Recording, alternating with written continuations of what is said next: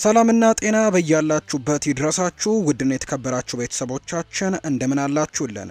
ከሁለተኛው የዩቲዩብ ቻናላችን አዲስ ስፖርት ልዩ የተለያዩ የዝውውር ጉዳዮችን ልናካፍላችሁ እነሆ በአመሻሹ የስፖርት የመረጃ ሰዓታችን ዳግም ተገናኘን። ስለምታደምጡን ቆይታችሁን ከኛ ጋር ስለምታደርጉ እጅጉን ከልብ አድርገን እናመሰግናለን። በዛሬ ፕሮግራማችን የተለያዩ ርዕሰ ጉዳዮችን ወደ እናንተም የምናደርስ ነው የሚሆነው። እንግዲህ ከነዚህ መካከል ደግሞ አርሰናልን፣ ማንቸስተር ዩናይትድን፣ ቸልሲን፣ ሊቨርፑልን ሌሎችንም የአውሮፓ ታላላቅ ክለቦች የተመለከቱ በርከት ያሉ የዝውውር ጉዳዮች ዛሬ ከጠዋት ጀምሮ ሲሰሙ ነበር። እነሱን የዝውውር ጉዳዮች ነው ወደ እናንተ እያደረሰን ቆይታን የምናደርገው። ፉአድ ባሮ ፕሮግራሙን እየመራው ከእናንተ ጋር ቆይታን አደርጋለሁ።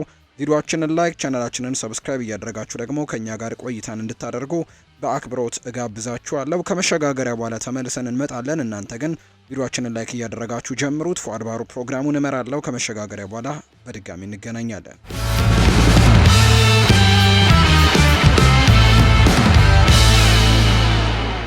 የአፍሪካ እንቁ ባሎን ዶርን እያለመ ነው። የብራይተኑ አማካይ ካርሎስ ባሌባ በፕሪሚየር ሊጉ 3 ተጫዋቾች እንዴት የባሎን ዶር ሽልማትን እንደሚያሸንፉ እንደነገሩት ተናግሯል። የ21 ዓመቱ ተጫዋች የማንቸስተር ሲቲው አማካይ ሮድሪ ባሎን ዶር ማሸነፉ ለሱ አበረታች እንደሆነና ይህንን በእግር ኳስ የተከበረ ሽልማትን ማሸነፍ እንደሚፈልግ ነው የተናገረው። ባሌባ በዚህ ዓመት ድንቅ አቅሙን አሳይተዋል። ባሌባ ከሰን ስፖርት ጋር ባደረገው ቃለ ምልልስም የባሎን ዶር አሸናፊ የመሆኑ ህልሙንም ተናግሯል። ዴክላን ራይስ፣ ማቲያስ ኩኛ፣ ጆኤል ሊንተን ሁሉም በእኔ ውስጥ የማሸነፍ ትልቅ ባህሪ እንዳለኝ ነግረውኛል። እንደ ሮድሪ የባሎን ዶር ሽልማትን ማግኘት እፈልጋለሁ። በዩሮ ውድድር ጊዜም ሮድሪን ተመለከትኩት። ከጉዳቱ በፊት ከሱ ጋር በተቃራኒ ተጫውቼ ነበር። ልዩነት ፈጣሪ መሆኑን ለሽልማቱ እንዲታጨም አድርጎት እንደነበር አምናለሁ። ከማንቸስተር ሲቲ ጋር ያደረኩት የመጀመሪያ ጨዋታ ለእኔ በጣም ከባድ ነበር። ሮድሪን ቀንሶ ለመሄድ በጣም ከባድ ነበር። የእሱ ስኬት እንደ እኔ ላሉ አማካዮች እንደ አንድ ቀን እንግዲህ የባሎን ዶር ሽልማትን እንደምናሸንፍም እንዲያምኑ በር ከፍቷል። እኔም እንደነሱ ይህን ሽልማት እንግዲህ የማሸነፍ ትልቅ ህልምም ይኖረኛል ሲል ነው ባሌባ የተናገረው። እኔ የዓለም እግር ኳስ ከፍተኛ ደረጃ ላይ መድረስ እችላለሁ። ጠንክሬ ከሰራው እንደ ሉካ ሞድሪች ወይም ቶኒ ክሮስ ለመሆን እችላለሁ። እነሱ ልክ እንደ ሮድሪ የኔ ሞዴሎች ናቸው። ብዙ ጊዜ እመለከታቸዋለሁ።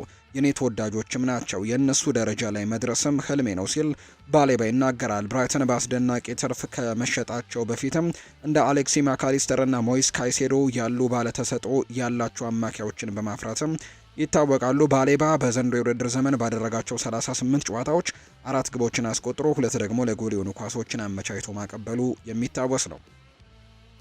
ሁለቱ ቡድኖች ፈረንሳዊውን አጥቂ አሁንም እየተመለከቱ ነው። ቸልሲና ሊቨርፑል የአይንትራክ ፍራንክፈርቱን አጥቂ ሁጎ ኤኪቲኬን በክረምቱ ለማስፈረም 100 ሚሊዮን ዩሮ መክፈልም እንደሚያስፈልጋቸው ተነግሯቸዋል።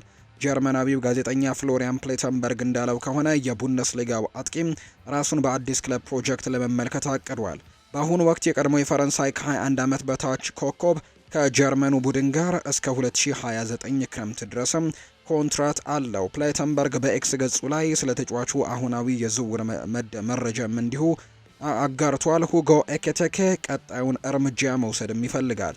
በዚህ ክረምት ደግሞ ወደ ሌላ ቡድን ለመዘዋወር አቅዷል። አይንትራክ ፍራንክፈርት ቀደም ሲል እንደተዘገበው ለመልቀቅ ክፍት ናቸው። ማርከስ እንዲሁ ደግሞ ክሮኤሽያ በተጫዋቹ 100 ሚሊዮን ዩሮ መጠየቁም እንደቀጠለ ነው። ኤኪቲኬ አይንትራክ ፍራንክፈርትን ወደ ቻምፒየንስ ሊግ እንዲገቡ ካደረጉ ቁልፍ ተጫዋቾች መካከል አንደኛው ነው። በቡንደስሊጋ 15 ግቦችንና 8 አሲስቶችን አድርጓል። የማይታመን የውድድር ዘመንም ነበረው። ስለዚህም ደግሞ እሱ በከፍተኛ ደረጃ የመጫወት አቅም አለው። ለዚህም ነው እንደ ቸልሲና ሊቨርፑል ያሉ ቡድኖች እየፈለጉት ያሉት ተብሏል። ሁጎ ኤኪቲኬ በዚህ የውድድር ዘመን ከፍተኛ ተጽዕኖ ያሳደረ ሲሆን በሁሉም ውድድሮች 22 ግቦችን በማስቆጠር 12 ለጎል የሆኑ ኳሶችን አመቻችቶ በማቀበል ድንቅ የውድድር ዘመንን በጀርመኑ ቡድን አድርጓል። ተጫዋቹ ወደ ሊቨርፑል መዘዋወሩ በሚቀጥለው የውድድር ዘመን በአውሮፓ ቻምፒየንስ ሊግ የመወዳደር እድልን አስገኝለታል። ይህ በእንዲህ እንዳለ ቸልሲዎች በፕሪሚየር ሊጉ 4ኛ ደረጃ ላይ ተቀምጠው ጨርሰዋል እና በየትኛውም የአውሮፓ ውድድር ላይ እንግዲህ እንደሚጫወቱ ይፋ ሆኗል። በአውሮፓ ቻምፒየንስ ሊግ ነው እስከ መጨረሻው ድረስም እንግዲህ በዛ ውድድር ላይ ለመሳተፍ ትልቅ ትንቅንቅን አድርገዋል። እንግዲህ በአጥቂ ክፍል ውስጥም ሁለቱም ቡድኖች ማሻሻያዎችን የሚፈልጉ ይመስላሉ። ኒኮላስ ጃክሰን በስታንፈርድ ብሪጅ አስተማማኝ የጎል ምንጭ ተደርጎ አይቆጠርም። ዳርዊን ኑኔስም በአርኔ ስሎት እቅዶች ውስጥ የለም። እንደ ሉዊስ ዲያስ፣ ኮዲ ጋክፖ እና ዲየጎ ዦታ የመሳሰሉ ተጫዋቾችም በዚያ ቦታ ላይ እየተጫወቱ እንደነበር የምናስታውሰው ነው። ዴቪድ ቤካም ማንቸስተር ዩናይትዶች 3 ተጫዋቾችን እንዳይለቅ አሳስቧል። የቀድሞ የማንቸስተር ዩናይትድ ኮከብ ዴቪድ ቤካም ክለቡ ተጫዋቾችን በፋይናንስ ምክንያት ብቻ እንዳይሸጥ አሳስቧል። የቀድሞው የእንግሊዝ ኢንተርናሽናል ዩናይትድ እንዲሸጣቸው የማይፈልጋቸው 3 ተጫዋቾችን ተናግሯል። ቤካም እሱ እንግዲህ የጠቀሳቸው ተጫዋቾች ለረጅም ጊዜ በኦልድ ትራፎርድ ለመመልከትም ይመኛል ይለናል ዘገባው። በቤካም ፍላጎት እንዳይሸጡ ያላቸው ተጫዋቾች ብሩኖ ሚጌል ፈርናንዴስ፣ አሊሃንድሮ ጋርናቾ እና ኮቢ ማይኖ ናቸው። ዩናይትዶች በአዲሱ አሰልጣኝ ሩበን አሞሪም የሽግግር ምዕራፍ ላይ ይገኛሉ። እናም ከሩበን አሞሪም ፍልስፍና ጋር ለመስማማትም አዲስ ፊርማዎችን ይፈልጋሉ። የትርፍና ዘላቂነት ደንቦችን ለማክበር ክለቡ ጉልህ የሆኑ ፊርማዎችን ለማድረግም ካሰበ ከፍተኛ ገቢ መፍጠር ይኖርበታል። በአዳዲስ ፈራሚዎች ከአሁኑ በኋላ ቡድን ውስጥ እንግዲህ የሚያስፈልጉ ተጫዋቾችን መሸጥ ሊገደዱ ይችላሉ። ዳቪድ ቤካም በዘ አትሌቲክ ላይ ሲናገርም እንዲህ ብሏል። ካፕቴን ሚጌል እንግዲህ ብሩኖ ሚጌል ፈርናንዴዝ መሸጥ እንደሌለበት ማሰብ እፈልጋለሁ። እሱ ልዩ ነበር። በአንዳንድ የዩናይትድ ጨዋታዎች ወሳኝ ነበር። ቡድን ውስጥም አንድ ሰው ስንጠራ ሁሌም ብሩኖ ቀዳሚው ነው። ስለዚህም የእሱን ሽያጭም ከሚቃወሙት አንዱ ነኝ። በዩናይትድ ያደገ ወጣት ተጫዋች ክለቡን ለቆ እንዲወጣ አልፈልግም። ተጫዋቾቹን ገንዘብ ለማግኘት ብቻ መሸጥ የለብንም። ሁለቱም ወጣት ተጫዋቾችን ወዳቸዋለሁ። ለረጅም ጊዜ በማንቸስተር ማገልገል እንደሚችሉ አምናለሁ። ስለሆነም ዋጋ ለማግኘት ብለው ባይሸጧቸው እመኛለሁ ብለዋል። የማንቸስተር ዩናይትድ አለቃ እንግዲህ ብሩኖ ሚጌል ፈርናንዴዝን በ55 ጨዋታዎች 19 ጎሎችንና 19 አሲስቶችን በማድረጉ የክለቡ ምርጥ ተጫዋች እንደሆነ ነግረውታል። ተጫዋቹ በዚህ ክረምትም የሳዑዲ አረቢያ ፍላጎትን እየሳበ ሲሆን ዝውውሩም ደግሞ ብዙ ዋጋም ያስከፍላል። እስከ 2028 የሚቆይ ኮንትራት ያለው ጋርናቾ ከናፖሊና ቸልሲ ጋርም ተገናኝቷል። ነገር ግን በሜትሮ በወጣው ዘገባ መሰረት በክለቡ ደስተኛ መሆኑንም እንዲሁ እየተናገረ ይገኛል። ፔፕ ጓርዲዮላ ማንቸስተር ሲቲ ግሪሊሽን ለማቆየት ወይም ደግሞ ለመሸጥ ገና አልወሰንም ብሏል። ጃክ ግሪሊሽ በሲቲ 2023 ትሬብልን ካሸነፈ ጊዜ ጀምሮ በጓርዲዮላ ዘንድ ተቀባይነት አጥቷል። የ29 ዓመቱ ተጫዋች በዚህ ውድድር ዘመን 7 የፕሪሚየር ሊግ ጨዋታዎችን ብቻ ጀማሪ ሆኗል። ሲቲ ከክሪስታል ፓላስ ጋር ባደረገው የኤፍኤ ካፕ የፍጻሜ ጨዋታ ላይም በተጠባባቂ ወንበር ላይ ተቀምጧል። እንግሊዛዊው የክንፍ ተጫዋች በክረምቱ የዝውውር መስኮት ኢቲሃድ ስቴዲየምን ሊለቅ ይችላል የሚለው ግምትንም ከፍ አድርጎታል። ጋርዲዮላ በሚቀጥለው የውድድር ዘመን ከሲቲ ጋር እንደሚቆይ ከመወሰኑ በፊትም ተሰናባቹ የእግር ኳስ ዳይሬክተር ቲኪ ቤርገስታይን እና ከተተኪው ሁጎ ቪየና ጋርም የግሪሊሽ ተወካዮች ጋር ውይይት እንደሚደረግም ነው የተናገረው። ጋርዲዮላ እንግዲህ ለጋዜጠኞች እንደተናገረው ከሆነ ከጃክ ግሪሊሽ ጋር አልተነጋገርንም፣ ከሱ ጋር ምንም ንግግሮችን አላደረኩም። ሰዎች እያመኑኝ በዚህ ጉዳይ ላይ ሁጎ ቪየናና ወኪሎች ይወስናሉ። የሚሆነውን ነገር እናያለን። ነገር ግን እንደገና መጫወት ከፈለገ ጠንክሮ መምጣት አለበት። ስለሆነም በሱ ጉዳይ ምንም አዲስ ነገር የለም ሲልም ጭምር ነው አሰልጣኙ የተናገረው። ጋርዲዮላ ኮንትራቱ ሊጠናቀቅ 2 ዓመት የሚቀረውን ተጫዋች በድርጊቱ ደስተኛ አልሆነም። ጃክ ግሪሊሽ ብቻ አይደለም፣ በመልበሻ ክፍል ውስጥም የተወሰኑ ተጫዋቾች ጥሩ ባህሪ እያሳዩ አይደለም። ቡድኑ ሲሸነፍም ሲያሸንፍም እንግዲህ ሊያስቡት ይገባል። ነገር ግን በቡድኑ በየትኛውም ውጤት ደስተኛ አይደሉም። ለመጫወት ይፈልጋሉ፣ ሳይጫወቱ ሲቀሩ ደግሞ አይረኩም። ይህ በሁሉም ክለቦች ውስጥም ያለው የተለመደ አቋም ነው። ስለዚህም ሁሉንም ማስደሰት አንችልም ብሏል ጋርዲዮላ። በእርግጠኝነት የሚለቁት ተጫዋቾች ኬቨን ደብሮይናን ጨምሮ በፕሪሚየር ሊጉ እንግዲህ ከቦርንመዝ ጋር በተደረገው ከሜዳው ውጪ ጨዋታ ላይ ተሰናብተዋል። በሜዳቸው ያደረጉት ጨዋታ ላይ ተሰናብተዋል። የ33 ዓመቱ አማካይ በሰኔ ወር ኮንትራቱ የሚያልቅ ሲሆን 16 ዋንጫዎችን ባነሳበት ኢቲያድም ከ10 ዓመታት በኋላ ይለቃል። እንግዲህ ግሪሊሽም ይለቃል ተብሎ የሚጠበቅ ሌላኛው ተጫዋች እንደሆነ ነው ዘገባዎቹም ያሳዩት። አርሰናል፣ ማንቸስተር ዩናይትድ እና ሊቨርፑል የቼልሲውን ኮከብ ጥያቄ ሊያቀርቡለት ነው። አርሰናል፣ ማንቸስተር ዩናይትድ እና ሊቨርፑል በክረምት የተጫዋቾች የዝውውር መስኮት ፍልሚያ ሊገጥሙ ነው። የቼልሲው ኮከብ ላይም ትልቅ ፍላጎት እንዳላቸው ነው እየተገለጸ የሚገኘው። ይህ ተጫዋች ክሪስቶፈር ኢንኩንኩ ነው። ሶስቱም ቡድኖች የቼልሲውን ክሪስቶፈር ኢንኩንኩን በክረምቱ ማስፈረም ይፈልጋሉ። ክሪስቶፈር ኢንኩንኩ ከ2 ዓመታት በፊት ከአረቢ ላይፕዚግ በ52 ሚሊዮን ፓውንድ ውል ነበር ወደ ስታንፈርድ ብሪጅ የመጣው። የመጀመሪያው የውድድር ዘመኑ በነሐሴ 2023 ባጋጠመው ከባድ የጉልበት ጉዳት ተበላሽቷል። በዚህ የውድድር ዘመንም በጉዳት ችግር ምክንያት 10 ጨዋታዎች ያመለጡት ቢሆንም ኢንኩንኩ አለቃው ኤንዞ ማሬስካን ለማሳመንም ታግሏል። ፈረንሳዊው የፕሪሚየር ሊግ 3 ጎሎችን ብቻ ማስቆጠር እንደቻለ የሚታወስ ነው። ማሬስካ በዋናነት እሱን በኮንፈረንስ ሊግ ላይ ሲጠቀመው ነበር። አጥቂው የወደፊት እጣ ፈንታው አሁንም እርግጠኝነት አይታይበትም። በዚህ ምክንያትም የ27 ዓመቱ ተጫዋች የክረምት ተጫዋቾች የዝውውር መስኮት ከተከፈተ በኋላ ስታንፈርድ ብሪጅ ለመውጣትም ዝግጁ ነው።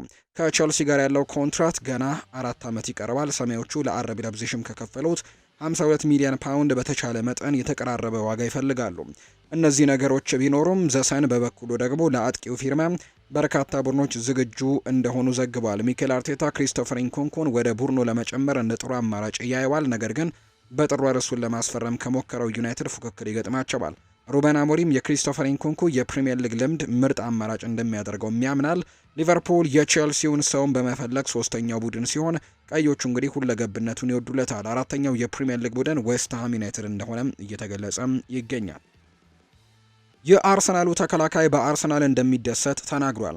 የአርሰናሉ ተከላካይ ሪካርዶ ካላፊዮሪ በዚህ የውድድር ዘመን ዋንጫዎችን ማንሳት ባይችሉም አርሰናሎችን በመቀላቀሉ ግን እንደማይጸጸት ተናግሯል። ሆኖም ግን ዋንጫ ማሸነፍ ስራውን የተሻለ እንደሚያደርገው ጠቁሟል። ተጫዋቹ ከጂያንሉካ ዲማርሲዮ ጋር ባደረገው ውይይትም ካላፊዮሪ አርሰናልን በመቀላቀሉ ይጸጸት እንደሆነ ጠይቆታል። ወደ አርሰናል መምጣቴ ለእኔ በግሌ በጣም ጥሩ ተሞክሮ ነበር። ዋንጫዎችን ስታሸንፍ ሁልጊዜም የተሻለ ነው።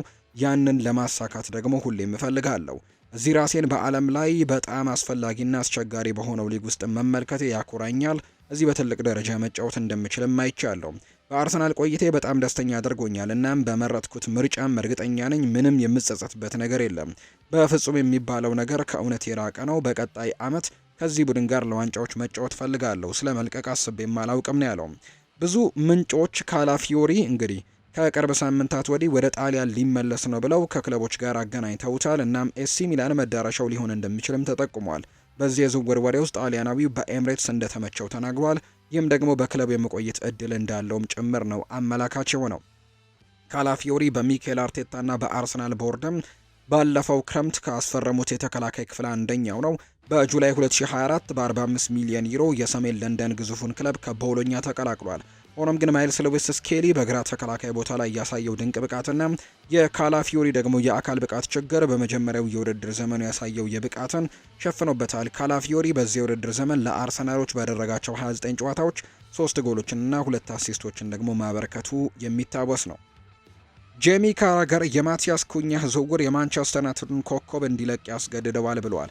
ማንቸስተር ዩናይትድ የወልቭሱን ኮከብ ማቲያስ ኩኛህን የሩበን አሞሪም የመጀመሪያ ክረምት ፈራሚ በማድረግም ተስማምተዋል። ጄሚ ካራገር ደግሞ ማቲያስ ኩኛህ ለማንቸስተር ዩናይትድ ፍጹም ነው ብሎም ያምናል። ነገር ግን የተጫዋቹ መምጣት አሊሃንድሮ ጋርናቾን ሊያስወጣው ይችላል። ብራዚላዊው የፊት መስመር ተጫዋች የዩናይትድ የመጀመሪያ የክረምት ፈራሚ ነው። ዝውውሩ ካለቀ ማቲያስ ኩኛ ወደ ኦልድ ትራፎርድ ይደርሳል። ካራገር በተለይም ሩበን አሞሪም ከሚጫወተው ስርዓት አንጻር ለዩናይትድ ድንቅ ፊርማ እንደሚሆንም ነው የሚያምነው። በስካይ ስፖርት ላይ ሲናገር እንዲህ ብሏል። በጣም ጥሩ ፊርማ ነው ብዬ አስባለሁ። እሱ ድንቅ ተጫዋች ነው ብዬ አስባለሁ። ኩኛ ሲጫወት ማየትም በጣም ያስደስታል። ማቲያስ ኩኛ በእኔ የውድድር ዘመኑ ምርጥ ተጫዋች ነበር። በውድድር ዘመኑ ጥሩ ጅምር ነበረው። ከጥቂት ሳምንታት በፊት በማንቸስተር ሲቲ ጨዋታ ላይ አይቼው ነበር። እሱ በጣም የተሻለና በጣም ፈጣን መስሎኛል። በማንቸስተር ዩናይትድ ውስጥም እንግዲህ ያለው አሰልጣኝ በ2 ቁጥር ሚና መጫወት ስለሚፈልግ ማቲያስ ኩኛ በዚህ ውስጥም በትክክል መጫወት እንደሚችል ግልጽ ነው ሲልም ጭምር ነው የተናገረው። እናም ካራገር የማቲያስ ኩኛ ወደ ኦልድ ትራፎርድ መምጣት ትልቅ ደጋፊ ቢሆንም የጋርናቾ የወደፊት ቆይታ ግን በክለቡ ሊያልቅ እንደሚችል ነው የጠቆመው። ጋርናቾ ከአካዳሚው ስርዓት ስለመጣናም ለፒኤስአር የትርፍና ዘላቂነት ህጎችም ሲባል ሽያጩ እንደሚያስፈልግም ሊለቅ እንደሚችልም ብዙ እየተነገረ ነው። እንዲሁም ማንቸስተር ዩናይትዶች በዚህ ጉዳይ ላይ ጥቂት ችግሮች እንዳሉበትም ያውቃሉ። ለጋርናቾ ጥሩ ዋጋ ከመጣ ዩናይትድ ምናልባትም ይለቅባል። የካራገር ስካይ ስፖርት ባልደረባ ጋሪ ኔቭል ስለ ማቲያስ ኩኛህ መምጣት ሀሳቡን አካፍሏል። ጋሪ ኔቭል ተጫዋቹ ለሩበን አሞሪም ስርዓት ጥሩ ተጨማሪ እንደሚሆንም ጠቁመዋል። በዚያ ቦታ ላይ ሩበን አሞሪም ተስፋ ቆርጧል። ማቲያስ ኩኛ ለዚህ ስርዓትም ይስማማል። በማንቸስተር ዩናይትድ አሁን ላይ እየተጫወተበት ያለው መንገድ ስታስብ ኳሱን ይዘው የሚሄዱት በዚያ ቦታ ተፈጥሯዊ ተጫዋቾች የሆኑት ጄደን ሳንቾ፣ አንቶኒና ማርከስ ራይፎርድን ለቀባል። በአሁኑ ጊዜ ጋርናቾ እየተጫወተ ነው፣ ነገር ግን ተጫዋቹ እየቀነሰ የሚሄድ ሰው ይፈልጋሉ። ማቲያስ ኩኛ በዚህ ቦታ ላይ ደግሞ በስርዓቱ ጋር የሚስማማና ሩበን አሞሪም እንዴት መጫወት እንደሚፈልግ የሚያውቅ ተጫዋች አይነት ነው። ስለዚህም ፊርማው በጣም ምርጥ ነው ለማንቸስተር ዩናይትድ ሲልም ጭምር ነው ጄሚ ካራገር የተናገረው። የአስተን ቪላው ስፖርቲንግ ዳይሬክተር ሞንቺ ማርቲኔዝን ለመተካት 3 ግብ ጠባቂዎችን ለይተዋል። አርጀንቲናዊው ግብ ጠባቂ በክረምቱ አስተን ቪላን የሚለቅ ሲሆን ከወዲሁ አዲስ ግብ ጠባቂን ይፈልጋሉ። የክለቡ ኃላፊዎች እንግዲህ አሁን ላይ ማርቲኔዝን ለመተካት በቪላ ፓርክ ጊዜ እያባከኑም ነው። የኤሚሊያኖ ማርቲኔዝ መልቀቅ በክለቡ ሰዎች አመኔታ እየጨመረ በመምጣቱ በሞንቺ የሚመራው አስተዳደር ወሳኝ ለውጥን ለማድረግም እየተንቀሳቀሰ ነው። በ2022 የዓለም ዋንጫ ላይ ቁልፍ ሚና ያለው አርጀንቲናዊ በዚህ ክረምትም ሊለቅ ይችላል። የእሱ መሰናበት ደግሞ ለቪላ የማንቂያ ደውሎችን አስነስቷል። የእንግሊዙ ክለብ አስቀድሞ 3 እጩዎችን እየተመለከተ ነው። ከእጩዎቹ ውስጥም ደግሞ የሊቨርፑሉ ኳሚን ኬለር፣ የማድሪዱ አንድሪያ ሉኒን እና የኢስፓኞሉ ዮሃን ጋርሲያ ይገኙበታል ተብሏል። የ26 ዓመቱ አየርላንዳዊ የሊቨርፑል ተጫዋች ሁልጊዜም በአሊሰን ጥላ ስር ቢሆንም ከጨዋታ ጊዜ ሊሰጠው ብቃቱን አሳይቷል። አስተን ቪላ ወደ ጠንካራ አማራጭ ይመለከታል። ነገር ግን እንደ ቼልሲና ኒውካስል ዩናይትድም ያሉ ሌሎች ክለቦችም ተጫዋቹን በፍላጎታቸው ላይ ስላደረጉት በፍጥነትም መስራት ይጠበቅባቸዋል።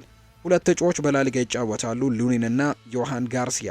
በስፔን ኢስፓኞል በጣም ተስፋ ሰጪ እንቅስቃሴን እያደረገ ነው። የ23 ዓመቱ ዮሃን ጋርሲያ የመልቀቂያ ዋጋው ወደ 25 ሚሊዮን አካባቢ ነው። እናም ሞንቺ እሱን በቀጥታ እየተመለከተው ሲሆን እንደ ጥሩ ምትክ አድርጎም ይቆጥረዋል። ሶስተኛው ተመራጭ ደግሞ አንድሪያ ሉኒን ነው። ሉኒን በሪያል ማድሪድ ውስጥም ከተለያየ የውድድር ዘመን በኋላ ለአዲስ ፈተና ጊዜው እንደደረሰም ያምናል። ምንም እንኳን በቅርብ ጊዜ የታደሰ ኮንትራት ቢኖረውም ሊለቅ ይችላል። የቪላ አሰልጣኝ ማርቲኔዝ መልቀቁ ከተረጋገጠ በቂ ልምድ ያለውን ግብ ጠባቂ ማስፈረም እንደሚፈልጉ ነው ኡናይ ኤምሪ እየተገለጸ የሚገኘው። ማንቸስተር ዩናይትዶች የኢንተር ሚላኑን ኮከብ ፈላጊ ሊሆኑ የመጀመሪያ እንቅስቃሴያቸውንም አድርገዋል። ማንቸስተር ዩናይትድ የክረምቱ የዝውውር መስኮት ሊከፈት እንግዲህ ሲቃረብ የኢንተር ሚላኑን አማካይ ዴቪድ ፍራቴሲን ለማስፈረም እየተመለከቱት ነው ሲል ጋዜጠኛ ማቴዎ ሞሬቶ ተናግሯል። የ25 ዓመቱ ተጫዋች በዚህ ክረምት የሴሪኤ ቡድን የመልቀቅ እድልም አለው። ማንቸስተር ዩናይትዶች በዚህ የውድድር ዘመን አስከፊውን የፕሪሚየር ሊግ ዓመት ያሳለፉ ሲሆን በ2025-26 የውድድር ዘመን በፊትም ቡድናቸውን ለማጠናከር ይፈልጋሉ። ከቀድሞ አለቃቸው ኤሪክ ቴንሃግ ዘመን ጀምሮ በፍራቴሲ ላይ የረጅም ጊዜ ፍላጎትም እንዳላቸው ነው የሚነገረው። ዴቪድ ፍራቴሲ በ2023 ከሳሶሎ በውሰት ኢንተር ሚላንን ተቀላቅሏል። ኔራ ዙሪዎቹ ባለፈው ክረምትም በ31.4 ሚሊዮን ዩሮም ክፍያ በቋሚነት ዝውውሩንም አድርገዋል። ወደ ሳንሴሮ ከተዘዋወረ ወዲህ ፍራቴሲ የኢንተር ቁልፍ ተጫዋች ሲሆን በቀጣይ የውድድር ዘመንም ይህንን አቋም አስጠብቆ ቆይቷል። በዚህ ዓመትም በኢንተር 47 ጨዋታዎችን ማድረግ ችሏል። ፍራቴሲ በዋነኝነት የሚጫወተው እንደ መሀል አማካይ ሲሆን በአጥቂ አማካኝነትም መጫወት ይችላል። በውድድር ዓመቱ በኢንተር ያሳየው ተጽዕኖና ሁለገብነቱ እንደ ማንቸስተር ዩናይትድ ካሉ ክለቦችም ፍላጎት እንዲያገኝ አድርጎታል። ከላይ በተጠቀሰው ምንጭ መሰረትም ዩናይትድ በቅርብ ሳምንታት ውስጥ ስለሱ ሁኔታ እየጠየቁ እንደሆነ ተሰምቷል። ፍራቴሲ ከኢንተር ሚላን ጋር ያለው የአሁኑ ውል በ2028 ያበቃል። አሁን ያለው የገበያ ዋጋ 32 ሚሊዮን ዩሮ ነው። ተጫዋቹ በክረምት ለመልቀቅ ክፍት ነው። ኢንተርም በተጫዋቹ ግልጋሎት ብዙም ያልተደሰቱ በመሆኑ በክረምቱ ሊለቁት እየተዘጋጁ ነው። ዩናይትዶች ገፍተው ከሄዱ ዝውውሩን የመጨረስ እድል አላቸውም ተብሎ ነው እየተጠበቀ የሚገኘው። የቼልሲው ተከላካይ መቆየቱ አጠራጣሪ ነው። የቼልሲው ተከላካይ ቤን ዋይት ባዲያሼል ከ2025 የፊፋ የዓለም ክለቦች ዋንጫ በኋላ በስታንፈርድ ብሪጅ ቆይታው ላይ ጥርጣሬን ፈጥሯል። በሃይተርስ ዘገባ መሰረት ባዲያሼል በወደፊቱ የቼልሲ ቆይታ እርግጠኛ አይደለም። በ2023 ከሞናኮ ወደ ቼልሲ የተቀላቀለው ፈረንሳዊ ተከላካይ በዚህ ሲዝን በፕሪሚየር ሊጉ 5 ጨዋታዎች ላይ ብቻ ተሰልፏል። ነገር ግን በዩሮፓ ኮንፈረንስ ሊግ መደበኛ ተጫዋች ሆኖ 10 ጊዜ ተጫውቷል። በሜይ 28 የፍጻሜ ጨዋታ ከስፔኑ ክለብ ሪያል ቤቲስ ጋርም ቼልሲ ሲያደርግ ቋሚ ሆኖ ይጀምራል ተብሎ ይጠበቃል። ነገር ግን የተጫዋቹ ቆይታ አሁንም ከምንም ጊዜ በባሰ ጥርጣሬ ውስጥ እየገባ ነው። ባዲያሼል በሊጉ የመጫወቻ ጊዜ ባለማግኘቱ ደስተኛ አይደለም። ባዲያሼል ሲናገር እንደምቆይ ወይም እንደማልቆይ አላውቅም፣ ነገር ግን አሁን ላይ እዚህ ቼልሲ ውስጥ ነኝ። ስለዚህም ደግሞ ያሉብንን ውድድሮች ደግሞ ለማሸነፍም እንሞክራለን። ዋና ትኩረቴ ይሄ ነው። ከፊታችን የዋንጫ ጨዋታ አለ። ለሱ ጨዋታ ደግሞ እየተዘጋጀው ነው። በዚህ ውድድር ላይ ብዙ መጫወት ችያለሁ። በዚህም ደግሞ የተነሳ መወደው ውድድር ነው። ክረምት ላይም ትልቅ ውድድር ይጠብቀናል። ለዛም ደግሞ እንዘጋጃለን። ከዛም የሚሆነውን እናያለን ሲል የተናገረው ለፈረንሳይ 2 ኢንተርናሽናል ጨዋታዎችን ያደረገው ባዲያሼል በኮንፈረንስ ሊግ የሰማዮቹ ዋና ሰው ነበር። የማሬስካ ቡድን በፍጻሜው አሸናፊ መሆንም ከቻለም በ2022 በቶማስ ቱሄል መሪነት የዓለም ኮከብ ዋንጫን የዓለም ክለቦች ዋንጫን ካሸነፉ በኋላ ይህ የመጀመሪያ ዋንጫቸው ይሆናል። ባዲያሼል ሲቀጥል ይህ ዋንጫ ማንሳቱ ለክለቡ አስፈላጊ ነው፣ ምክንያቱም ቼልሲ ትልቅ ክለብ ነው ብዬ አስባለሁ። እናም ይህንን ዋንጫ ማንሳት አለብን። ሁሉም ደጋፊዎች ይህንን ዋንጫ ይፈልጉታል። እኛም ለደጋፊው ስንል እንጫወታለን። አሸንፈንም አመቱን በዋንጫ ማጠናቀቅ እንፈልጋለን ሲልም ጭምር ነው የተናገረው። የርገን ክሎፕ ሮማን አይረከቡም። የቀድሞው የሊቨርፑል አሰልጣኝ የርገን ክሎፕ ወኪል ማርክ ኮሲኬ ጀርመናዊው ሮማን ይረከባል የሚለውን ወሬ ውድቅ አድርገውታል። የሴሪያው ግዙፍ ክለብ የክላውዲዮ ራኒሪን ምትክ እየፈለገ ሲሆን ጣሊያናዊው በዚህ ክረምት ቦታውን ሊለቅ ነው።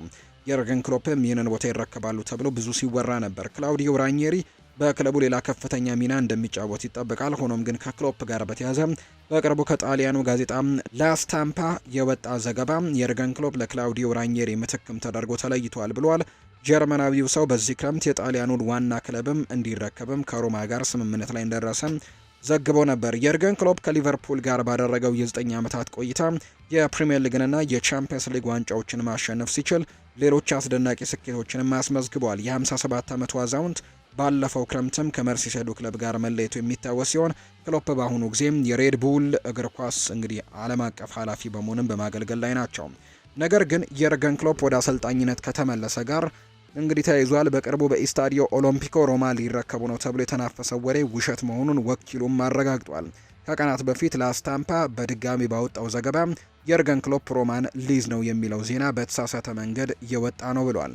አሁን ላይ የርገን ክሎፕ ወኪል ማርክ ኮሲኬ እነዚህን ወሬዎች አጣጥሏል። የርገን ክሎፕ ሮማን እንግዲህ ሊያሰለጥን ነው ተብሎ የተወራው ዜና እውነት አይደለም። አንዳንድ የጣሊያን ሚዲያዎች ይህንን ዜና ሊያሰራጩት ነበር፣ ነገር ግን እኛ ምንም አይነት ግንኙነት ከሮማ ጋር አላደረግንም።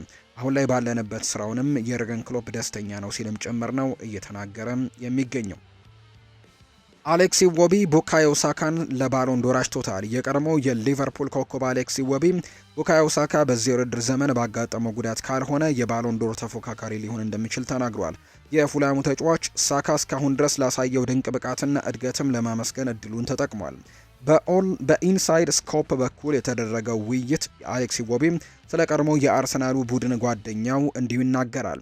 ስለሱ አንድ ነገር መናገር አለብኝ። ሳካ በአርሰናል ቡድን ውስጥ መኖሩ ብቻ ትልቅ ጭማሪ ነው።